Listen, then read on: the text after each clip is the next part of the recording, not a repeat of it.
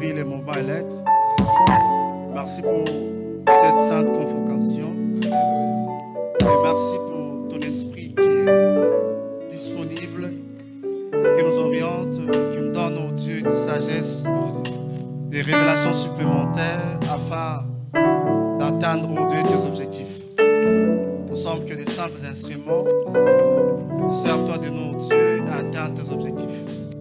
Et nous te promettrons de te rendre gloire et honneur et de déposer toute couronne à tes pieds. Que la gloire te revienne à toi et à toi seul. Au nom saint suprême de Jésus, que nous avons ainsi dit et déclaré. Amen. Amen.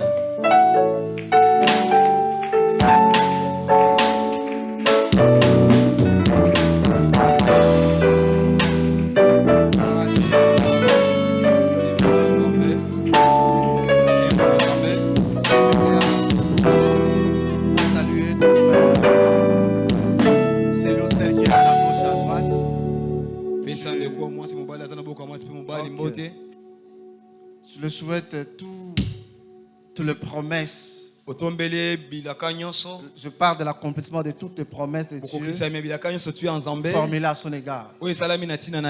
Parce que c'est la moindre des choses que tu peux faire pour ton frère et ta soeur.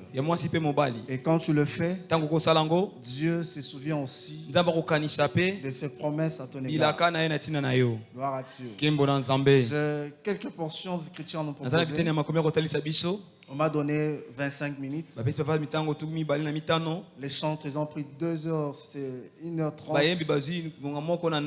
Et à moi, ils me donnent 25 minutes. Je me dis, je devais faire l'air sonnette avant.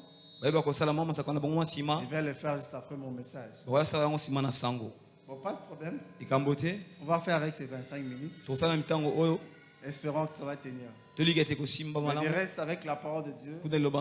Même si on ne l'explique pas, les faits seulement de la lire est suffisante. Parce que le Saint-Esprit peut faire en sorte que chacun de nous puisse comprendre cette parole. Une simple lecture de sa manière. Alléluia. Amen. Il reste quand on sait d'interpréter la parole. L'interprétons non pas par notre sagesse, mais par rapport à la grâce et la sagesse que Dieu dispose dans chacun des prédicateurs ou de ses serviteurs. Nous pouvons l'interpréter aussi grâce toujours à la révélation supplémentaire, dans le sens qu'il y a d'autres personnes qui ont déjà apporté cette parole d'une certaine manière. Mais le fait que tu étais en contact avec cette parole, Dieu t'ouvre des horizons partant de ton expérience avec lui, partant de la grâce qu'il a placée en toi, que tu arrives à aller au-delà de ce que tu as déjà écouté d'une certaine manière. Mais lorsque Dieu t'amène à naviguer dans ce sens-là, ne dis pas que tu es spécial par rapport aux autres qui ont pu expliquer cette parole d'une certaine manière. Mais dis-toi que la révélation de Dieu, elle est progressive. Des choses que Dieu te révèle, il peut révéler encore un plus dans le chef de notre personne. Le plus important que le royaume avance. La Bible dit l'autre a sémé, l'autre a arrosé, et c'est Dieu qui fait croître.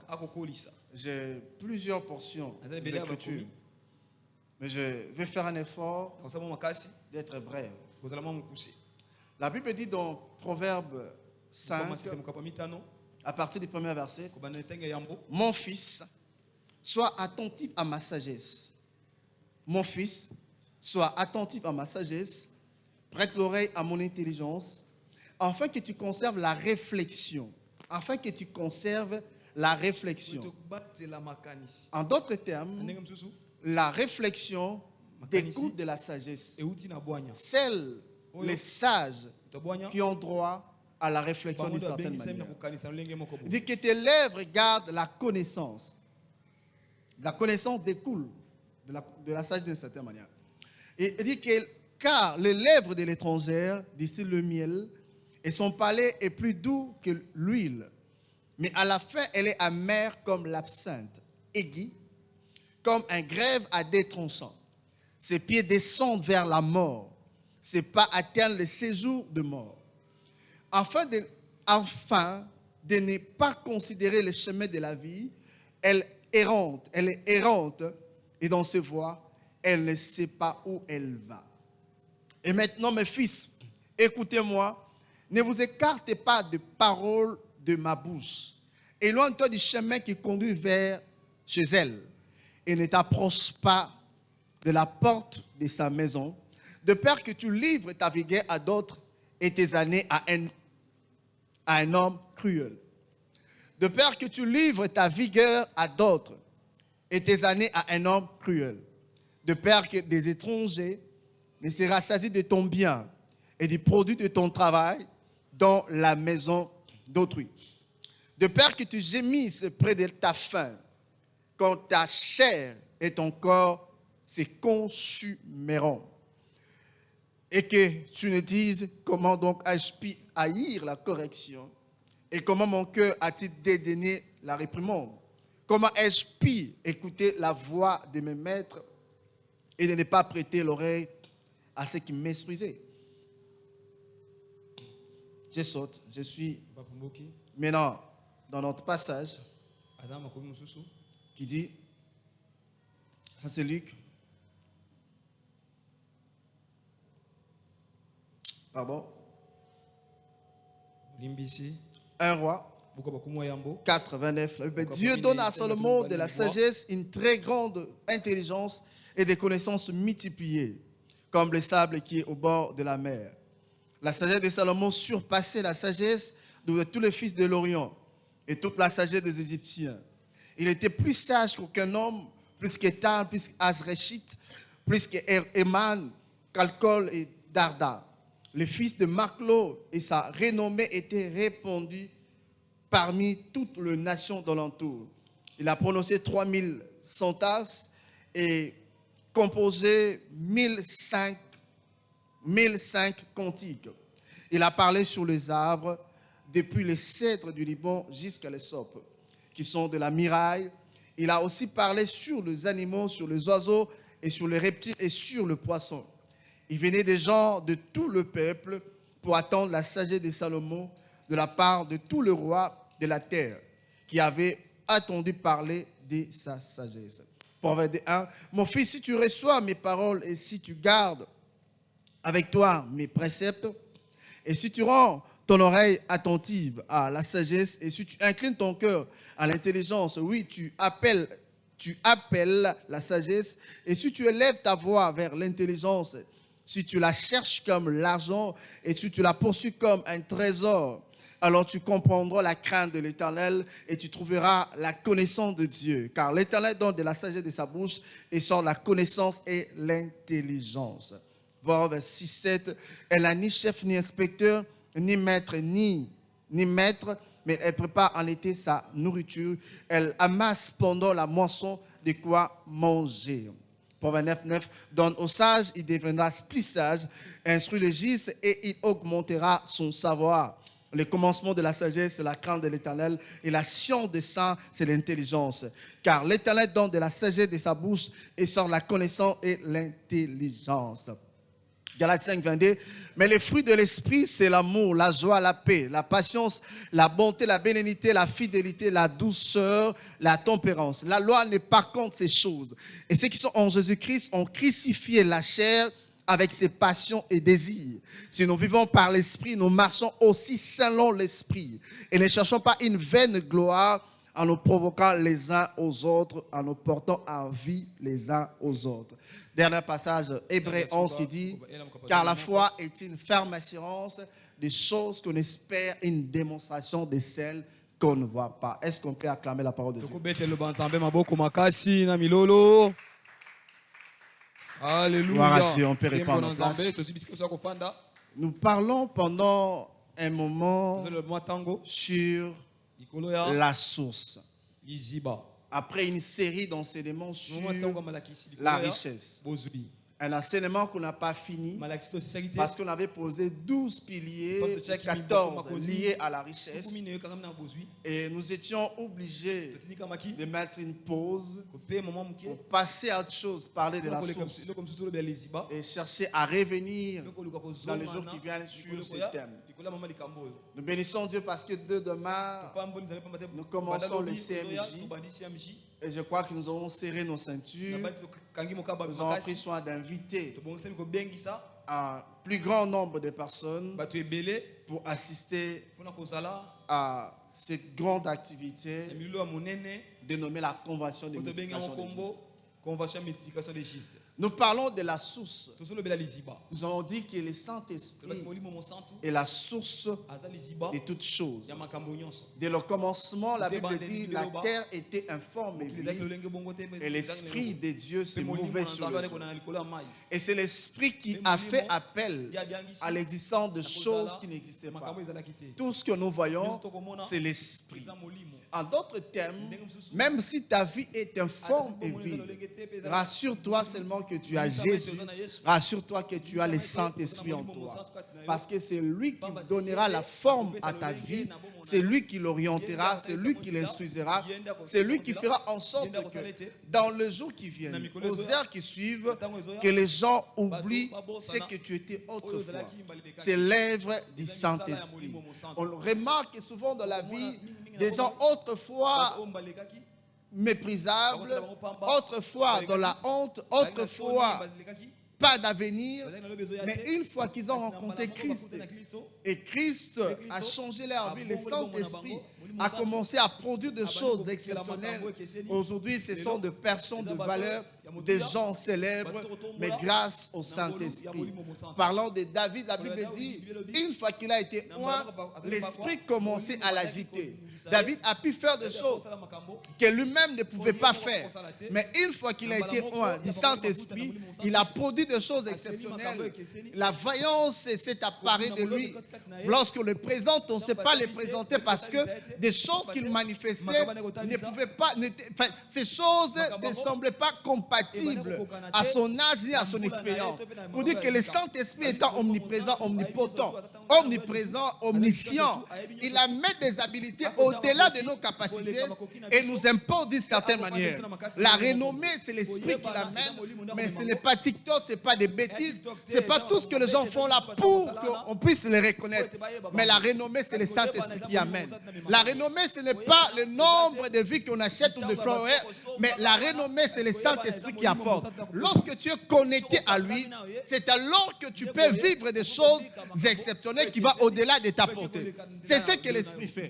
L'Esprit amène la puissance, l'Esprit amène la grâce, l'Esprit amène la sagesse, l'Esprit amène la foi. L'Esprit amène la connaissance, l'Esprit amène les vertus. Il y a des gens qui n'ont pas de vertus. Il y a des gens qui ont une dimension de mensonge. Lorsqu'ils mentent, vous posez la question, est-ce que réellement il est passé par la croix ou c'est autre chose? Lorsque vous remarquez comme ça, dites-vous qu'il y a un problème de relation avec le Seigneur. Le Saint-Esprit n'a pas pris place. Le Saint-Esprit nous amène au-delà des limites imposées par les humains. Et le Saint-Esprit nous donne la vitesse là où on pouvait faire 10 ans, 15 ans. Grâce à l'Esprit, juste une année, tu peux réaliser des grandes choses. C'est pourquoi nous avons tout intérêt à avoir une bonne relation avec, une bonne communion, afin de vivre des grandes choses. Rappelez-vous ce qui s'est passé dans le tabernacle. La Bible dit qu'il y a eu des contestations entre tribus d'une certaine manière. Le peuple se plaignait en disant, mais comment est-ce que Myriam et Aaron doivent toujours nous diriger? Est-ce que Dieu ne peut pas parler aussi à d'autres personnes? Alors, Moïse étant chef, il avait des pouvoirs de prendre de certaines méthodes. Il est allé plairer devant Dieu. Dieu l'a dit, ne t'inquiète pas. Tout ce que tu as fait, demande à Israël de se présenter devant le tabernacle, toutes les tribus. Ils vont apporter leurs verges dans la présence de Dieu. Je dis bien dans la présence de Dieu.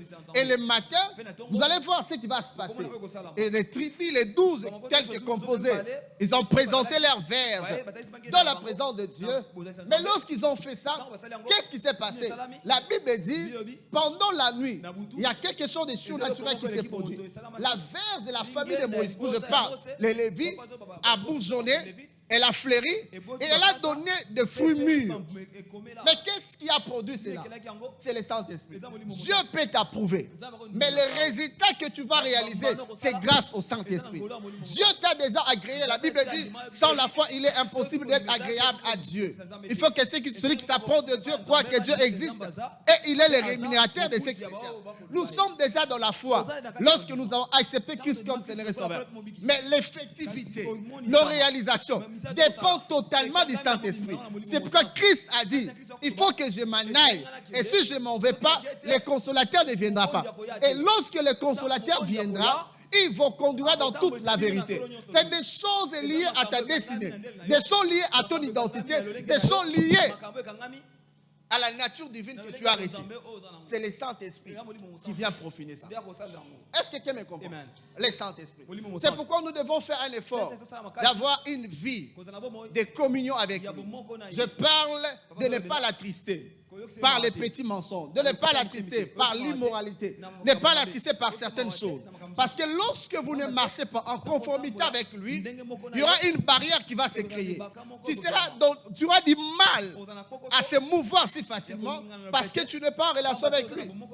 Est-ce que quelqu'un me comprend? Alléluia. Ce sera difficile. Rappelez-vous de Saoul. C'est vrai, c'était encore dans cet instant où l'esprit n'était pas disponible. C'est-à-dire, il venait, il accomplissait des actions, il peut se retirer. Mais qu'est-ce qui va se passer? Lorsque même l'action du Saint-Esprit, saisonnier occasionnel, a été retirée de Saoul, voyez-vous la vie, ce que Saoul a fait. Il y a plusieurs personnes qui sont en opposition avec l'Esprit Saint. Ils pensent qu'ils sont dans le bon parce que sur le plan physique ou sur le plan matériel, ils ont quand même certains biens. Mais dites-vous, mais si Dieu n'est pas la source de quelque chose, bien aimé, tu travailles pour rien. Alléluia. Amen. Tu travailles pour rien. Et lorsqu'on parlait, on a dit que le Saint-Esprit est la source de la sagesse. Nous avons expliqué c'est quoi la sagesse. Nous avons dit que la sagesse oriente, la sagesse prend le temps de réfléchir, la sagesse avertit, la sagesse résout le problème, la sagesse sait découvrir la vérité, la sagesse préserve du mal, la sagesse amène le respect, la renommée, la sagesse apporte la considération et la richesse. À l'exemple de Salomon étant d'autres personnes. Étant d'autres personnes.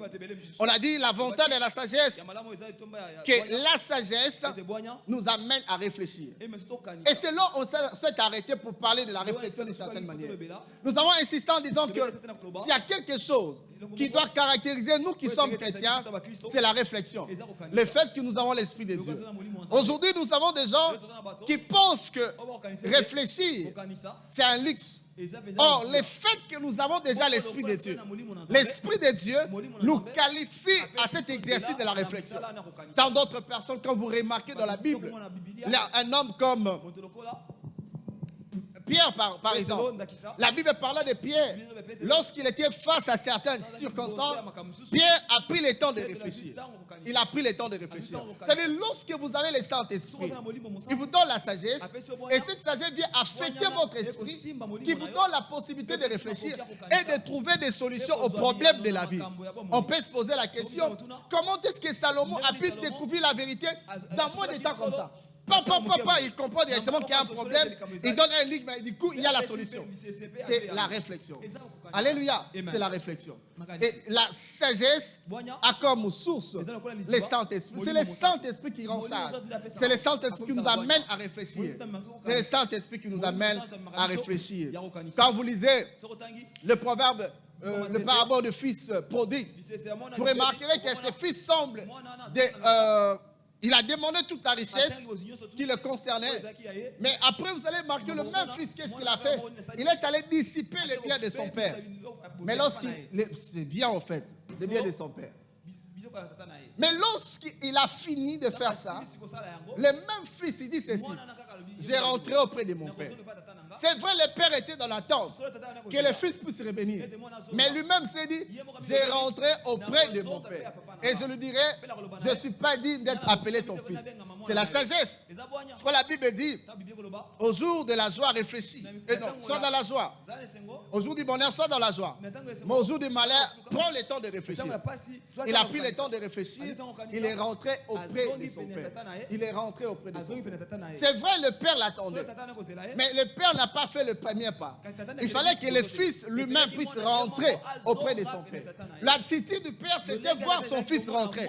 Mais il attendait que son fils puisse rentrer. Il a pris le temps de réfléchir. Il a pris la bonne décision de rentrer auprès de son père. Mais nous avons l'avantage d'avoir le Saint-Esprit. Dieu n'attend pas que tu commettes des bêtises pour que tu puisses utiliser la réflexion. Mais grâce au Saint-Esprit qui est au-dedans de toi, tu peux déjà réfléchir. C'est pourquoi autrefois j'ai dit, prenez le temps de réfléchir avant de dire ce que tu as à dire. Alléluia. Prenez le temps de réfléchir avant de dire oui. Prenez le temps de réfléchir avant de se lancer dans cette affaire. Prenez le temps de réfléchir avant de lever l'option. Prenez le temps de réfléchir. Prends le temps de réfléchir. Prends le temps de réfléchir avant d'agir, avant de poser cet acte-là, avant d'entrer dans cette relation, avant de faire ce que tu as à faire là. Prends le temps de réfléchir. Prends le temps de réfléchir. Prends le temps de réfléchir. Prends le temps de réfléchir. Prends le temps de réfléchir. Lorsque nous arrivons à réfléchir, c'est alors que nous pouvons vivre de grandes choses. La Bible parla de la fourmi. On dit, va vers la fourmi. Observe ses voies. Il n'a ni chef, ni maître. Mais il prépare sa nourriture pendant l'été, d'une certaine manière. Il prépare sa nourriture. Il prend soin de se protéger. Mais aujourd'hui, il y a des gens qui ne se protègent pas. Les gens qui ne réfléchissent pas. Alléluia. Qui font de n'importe quoi. Mais la Bible dit, va vers la fourmi. Il n'a ni chef, ni inspecteur. C'est-à-dire, il n'y a pas quelqu'un qui lui donne des ordres. Il n'y a pas quelqu'un qui supervise ce qu'il fait. Mais lui-même arrive à s'orienter correctement. Alléluia. Bien-aimé dans le Seigneur. Même si tu n'as pas de maître, même si tu n'as pas de chef, même si tu n'as pas d'inspecteur, dis-toi, prends le temps de réfléchir. La Bible dit, celui qui réfléchit sur les choses trouve le bonheur. Nous avons l'avantage d'avoir le Saint-Esprit. Le fait qu'il a affecté nos esprits, nous pouvons réfléchir correctement et avoir de très bonnes solutions. Alléluia. De très bonnes solutions. Lorsque nous lisons la Bible fait appel à ces jeunes hommes. Il dit, la sagesse appelle, la sagesse crie dans la rue. Il appelle. Mais il semble que les gens sont insensibles. Et la Bible parle de ces jeunes hommes insensés de Proverbes 5. Il dit, comment est-ce que ce jeune homme a livré sa vigueur? Comment est-ce qu'il a fait des bêtises d'une certaine manière? Mais pendant que la sagesse l'appelle. La sagesse l'appelle. Chaque jour, le Saint-Esprit nous parle. Il nous dit ce que nous sommes appelés à faire. Comment marcher? Mais souvent nous fermons la porte au Saint-Esprit. Nous ne voulons pas écouter sa voix pendant qu'il nous parle. Nous ne voulons pas répondre à ses appels pendant qu'il nous parle. Ça aussi, c'est un problème. C'est aussi un problème. Et quand vous lisez Proverbe 5, à la fin, vous allez voir comment la suite s'est présentée. La suite s'est présentée. Bien aimé dans le Seigneur, quelqu'un a dit, si tu t'engages sur le chemin de je m'en fous, tu te retrouveras dans le village appelé si je savais. Alléluia. Amen. Si je savais. Mais souvent lorsqu'on dit si je savais, soit on est à la toilette, soit on est quelque part. Alléluia. Amen. Si je savais. Mais souvent c'est trop tard. Alléluia. Amen. C'est trop tard. Et c'est maintenant et qu'il faut se laisser à la disposition de la source qui est le Saint-Esprit, afin de nous éclairer, de donner la possibilité de mieux s'orienter et de faire des choses comme il se doit. Bien aimé, souvent j'agis pas vite dans beaucoup de choses. Souvent les gens me reprochent par rapport à ça.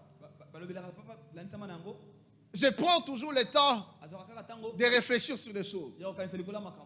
J'essaie de maîtriser les contours.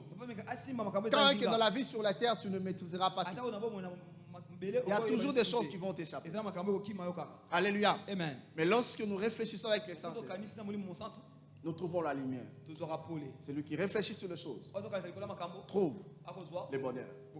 Alléluia. Amen. Deuxième élément pour finir ce matin. Deux éléments. La foi. Je vais parler ça de façon juste superficielle. Et on va revenir sur ça. La foi. La foi. La foi comme source. Le Saint-Esprit. C'est le Saint-Esprit. Lorsque tu es en intimité avec lui, ta foi augmente. Ta foi augmente. Ta foi augmente. Mais lorsque tu te retires de lui, ta foi diminue. La foi a des ingrédients principaux. Je peux parler même de trois. La sanctification, la parole de Dieu et la prière. Lorsque tu te sanctifies, tu pries, tu lis la parole de Dieu, ta foi augmente. Vous allez sentir la foi augmente. Tu grandis dans la foi et les écailles tombent. C'est très important.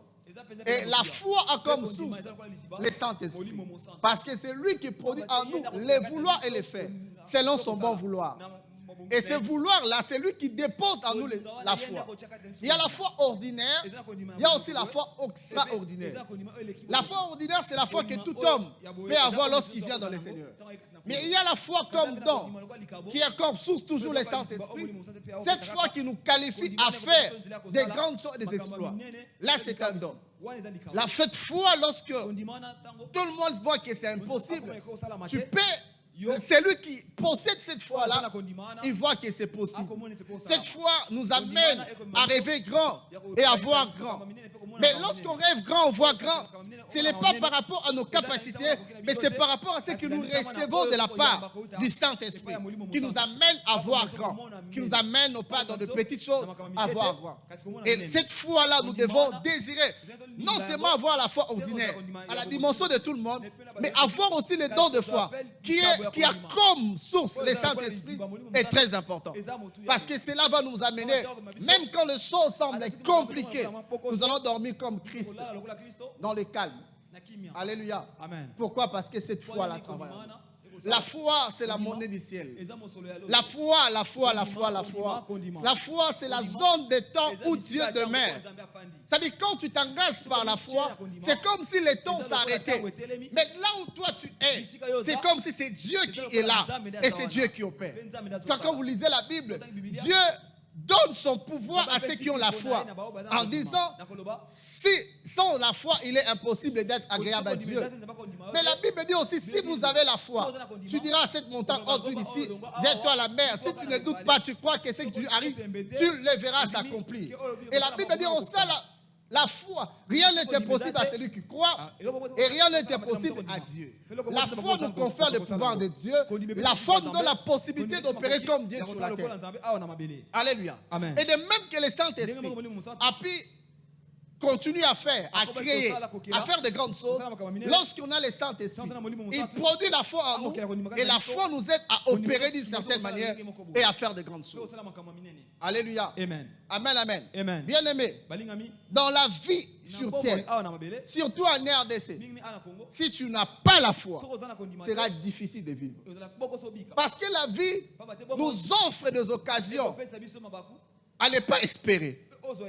La vie nous offre des occasions pour se décourager. La vie présente certaines situations où tu te poses la question, la vie présente souvent des situations où tu peux chanter. Tu n'arrives pas, tu ne sais pas quoi faire. Alléluia.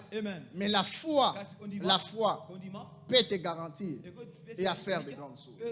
Je parle de la foi. La foi non pas à ton intelligence. La foi non pas à tes relations. La foi non pas à ta promotion ou à ton entreprise, ni à ta carrière. La foi non pas dans ton travail, mais la foi en Dieu. Parce que le travail, les impayements peuvent arriver. Dans le travail, les révocations. Dans le travail, les licenciements. Dans le travail, la retraite peut arriver. Mais quand tu as la foi va transcender toutes ces choses. La foi va au-delà de toutes ces choses. C'est pourquoi laissez que votre vie soit gouvernée par la foi divine, la foi qui vient de Dieu. Et que vos vies ne soient pas gouvernées par les temps et les circonstances. Les temps peuvent changer, les circonstances peuvent changer. Aujourd'hui, les temps peuvent être favorables. Les circonstances peuvent être bonnes. Mais ça peut changer à n'importe quel moment. Mais la foi peut nous garantir. La vie, c'est comme nous sommes, c'est comme cette journée comme ça. On se réveille. La météo peut dire que non, c'est la saison sèche, il n'y a pas de pluie. Mais du coup, il y a la pluie. Alléluia. Amen. Donc il y a des circonstances qu'on ne maîtrise pas. Il y a des choses qu'on ne pourra jamais maîtriser. Peu importe ce que tu es. Mais la foi nous aide à transcender toutes ces choses-là. La foi est le partenaire le plus sûr de ta destinée. Tu ne peux pas s'en passer de la foi. La foi est le partenaire le plus sûr. Le partenaire le plus sûr, ce n'est pas d'abord tes diplômes. Le partenaire le plus sûr, ce n'est pas d'abord l'argent. Le partenaire le plus sûr, ce n'est pas d'abord tes stratégies, mais c'est la foi. La foi nous touche à chaque pas. Il n'y a aucun domaine dans la vie qui peut se dédouaner de la foi. La foi, la foi, la foi. Quand tu marches, ayez la foi. Lorsque tu fais tes études, il faut avoir la foi. Il y a des gens qui étudient, mais qui ne savent même pas que demain ils vont réussir. Tu poses la question à la personne, pourquoi tu fais ça? Je ne sais pas. Alléluia. Amen. C'est-à-dire, même pas avoir l'image qui créera une entreprise, ni il trouvera du travail. Mais tu vois, cette personne se plaint. Et puis, c'est le Penzembo. Vous en avez un diplôme, vous avez une licence, mais une cabine, un restaurant indien, et ça, nini. Et c'est la Bible. Et les gens font foi à ça. Et vous remarquez même des chrétiens arrivent à parler dans ce sens-là. Oh là là là là là. Vous m'accordez 5 minutes, c'est possible? Alléluia. Bien-aimé, la foi a comme matière première la prière, la sanctification et la méditation de la parole de Dieu. Ces choses-là sont des ingrédients. Amen, amen. Amen. C'est quand maman est en train de préparer là, quand ma femme prépare. Parce que là, ma femme s'est préparée. Là, je vous assure. Hein? Ma femme là. Alors, elle lamba. Imagine-toi, mon père a dit m'a battu dans Olamba. Mais tu es d'accord. Alléluia. Amen. Amen à Paul. Donc, ça, regarde le quand tu es une femme, il faut évaper Kolamba. L'amour des hommes passe aussi par les ventres. Alléluia. Amen. Parce que si tu ne sais pas préparer, ici une parenthèse, ton mari aura tendance à aller manger ailleurs. Et un homme qui mange partout n'est pas en sécurité. Je vous dis, quand souvent on vous arrache des maris, et vous posez la question, pourquoi? Est-ce que vous l'avez? Alléluia. Amen. Là, il allait écorater, c'est ravir yo moisi, ravir mobile. Alléluia. Amen. La foi. Condiment. La foi. Condiment. La foi a aussi ses exigences. Le Saint-Esprit produit la foi. La foi a ses exigences. Et nous devons y conformer. Alléluia. Amen. Alléluia. Amen. La foi, la foi. Condiment, condiment. La foi. Condiment. La foi. Condiment. La foi est plus que l'argent. Parce que l'argent ne peut pas tout acheter. Je vous dis, la foi est plus que l'argent. La foi. Condiment. J'ouvre une parenthèse. Avec ma petite expérience, j'ai réalisé que l'argent, nous en avons besoin. Mais l'argent ne résout pas tout. Alléluia. Amen. Il ne résout pas tout. Il faut être humble. En traiter de très bonnes relations avec les autres. Parce que là où l'argent ne peut pas résoudre, même quelqu'un que tu n'imaginais même pas, par un simple conseil, peut t'aider à mieux s'orienter. Les solutions souvent dans la vie proviennent de personnes que nous n'imaginons même pas. Je sais que vous êtes des riches, des boss ladies, des boss d'une certaine manière. Mais quand Dieu donne ces choses, sois humble. Alléluia. Amen. Je sais de quoi je parle. C'est de quoi je parle. Il y a quelques temps ici, mon père ne pouvait pas marcher. Il a raté la WC. J'étais là. Je me disais, que faire? Qu'est-ce que je dois faire? Tu appelles comme ça un médecin. La réponse est un peu compliquée. On te dit, va dans tel hôpital, va dans tel hôpital. J'étais là très calme. Mais dans mon cœur, je me sentais petit. C'est quand on est responsable. Quand c'est toi, ça passe. Mais quand c'est une autre personne, ça dérange beaucoup plus. Alléluia. Amen. Mais juste un petit conseil, quelqu'un m'a dit, va à telle place. On arrive là. On lui fait telle chose, je le fais. Vous revenez, on commence telle chose, on prescrit les produits. Une semaine après, lui qui ne pouvait pas marcher, il marche. Alléluia. Amen. Et quand je vis ça, je suis rentré en moi-même. J'ai réalisé que dans la vie, il faut être humble. L'orgueil ne sert à rien. Parce qu'au-delà de tout ce que Dieu nous donne, il donne aussi. Le Saint-Esprit donne quelque chose de très important. C'est le fruit de l'esprit. Les fruits de l'esprit. Dieu, c'est un stratège. Il sait que quand tu as l'onction, la renommée vient. Tu as la sagesse, la renommée vient. Mais viens, il te donne encore le fruit de l'esprit. L'amour, ainsi que ses tranches. L'amour. On va revenir sur ça. Aujourd'hui, je voudrais prendre un élément sur le fruit de l'esprit. La maîtrise de soi. Je saute même ça. La patience et l'humilité. La patience et l'humilité. Celui qui est humble, c'est écouter les conseils. Celui qui est humble, c'est que sa liberté commence là où la liberté de l'autre aussi s'arrête. Celui qui est humble ne se vante pas. Celui qui est humble ne se fait pas voir. Celui qui est humble n'est pas arrogant. Alléluia. Amen. Ne confondez pas la foi et l'arrogance. L'humilité. L'humilité est très très importante. Mais c'est ce qui manque présentement à nos chrétiens. Nous voulons la gloire, nous voulons la richesse, nous voulons la renommée. Mais nous mettons à côté l'humilité. Il y a des gens, même quand ils parlent, ils disent qu'il est humble. Dans ces dires, vous sentez que ma péka est Paulette. Alléluia. Amen. Et si tu n'es pas humble, tu vas écouter ta destinée. Si tu n'es pas humble, tu t'arrêteras à mi-chemin. L'humilité.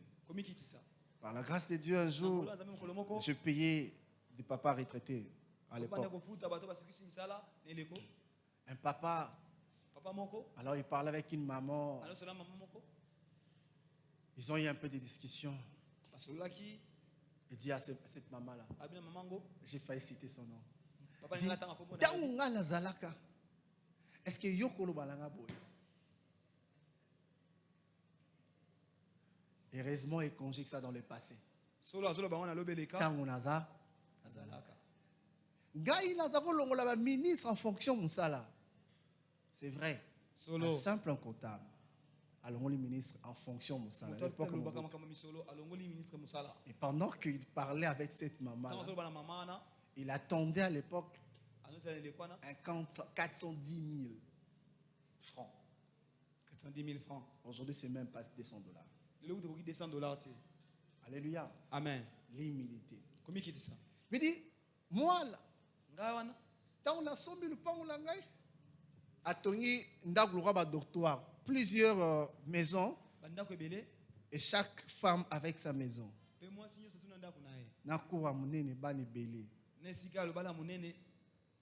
C'est vrai, il a touché l'argent. Mais l'enfant qui l'accompagnait pour récupérer ces 410 000 n'avait même pas l'image d'un garçon qui est élevé par quelqu'un qui a touché l'argent. Alléluia. Amen. L'humilité. C'est un fruit de l'esprit. C'est une tranche de fruit de l'esprit qui est l'amour. A comme source. La dernière chose pour finir, c'est la patience. La patience, c'est quoi en fait? La patience, c'est le fait de faire la même chose malgré les temps et malgré les circonstances. La patience est toujours associée à la persévérance. Tu attends quelque chose, mais tu persévères dans certaines choses que tu vas appeler à faire. La patience, elle est toujours associée à une promesse. Parce qu'on ne patiente pas pour rien. On patiente parce qu'il y a une promesse. Or, nous qui sommes chrétiens, nous avons des dimensions de promesses. Il y a des promesses liées à la terre. Il y a des promesses liées au ciel. Lorsque Christ montait, la Bible a dit clairement, il dit, les anges ont dit, pourquoi arrêtez-vous à regarder comme ça? Le Jésus que vous voyez monter, il reviendra de la même manière.